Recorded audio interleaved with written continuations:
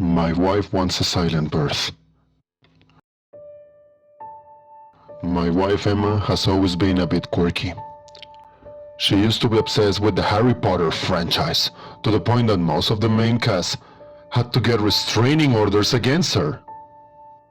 She changes her passion from week to week, to the point that we are not welcome at our local charity shop, due to the amount of stuff we end up giving away.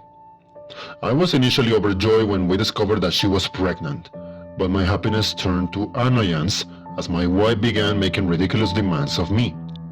I was no longer allowed to watch violent TV programs or films, as she thought that the fetus might be influenced by it. She also told me that I could no longer listen to System of a Down as their music was too heavy. I was counting down the days to her due date, as I couldn't wait for this all to be over. A week before the delivery date, she announced that we were going to have a silent birth.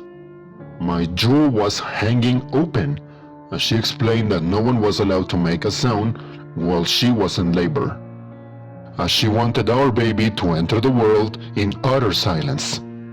I thought this was ridiculous but kept my mouth shut, as it would just result in me losing another argument with her. The big day arrived, and the midwife rushed to our home after my wife had her first contraction.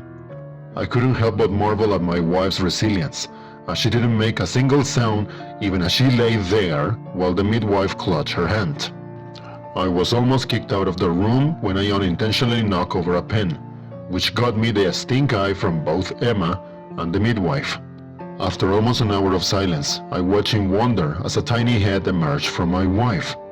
Emma was covered in sweat, and her breathing was the only noise in the house. Tears began flowing down my wife's cheeks as our son's lifeless body was placed into her hands.